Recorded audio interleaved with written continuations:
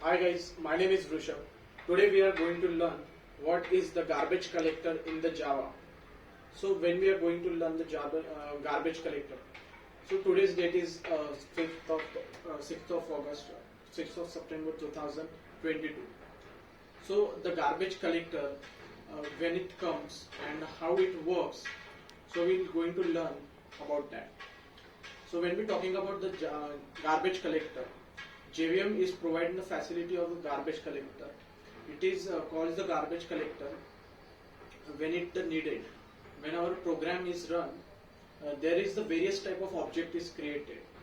When we use that object and that object work is completed, means the object life cycle we can say when it is completed. After that, there is the event is occurred that the garbage collection event. So in that particular cycle of the garbage collection, whatever the objects which is unused and there is no any reference is stored of that object, that not any variable is storing the reference of any object, so it will move to the garbage collection. So there are the various type of the garbage collection events is occurred. So when we're talking about the garbage collection event, that garbage collection event is also divided into the three generations. That is, the first is young generation, means newly created object, old generation, and permanent generation is there. So in the young generation, whatever the object is newly created, means there is the some object is that there is the short life cycle, that it is created and executed their work and directly there is no use of that object, so we can call it young object.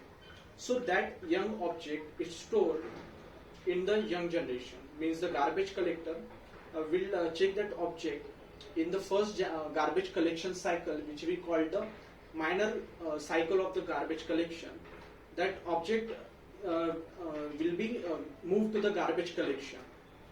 If that object is survived, there is the hidden space is there in the young generation. If that hidden space, the garbage collector object are survived, then it move to the next place of F0 and S1 place is there. And after that, if it is survived, then it move to the old generation. And the old generation we can call it the major cycle, which is the major cycle of the garbage collection. In that, whatever the objects are there, they totally remove that object in the old generation. Next is the permanent generation, a permanent garbage collector, that space. So that object, whatever the object in the permanent, so that is basically the classes and the methods. So whatever the major classes and the method is there, that is stored in the permanent garbage collector. So that method is consisting whatever the object that is deleted from the permanent space. So there is also the hotspot.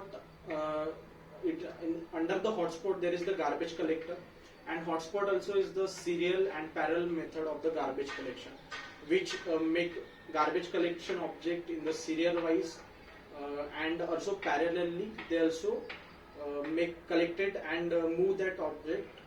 Means it parallelly there are the two threads which is used to remove the objects, which is used to remove the unnecessary object from the program. So that is all about the garbage collector. Thank you so much.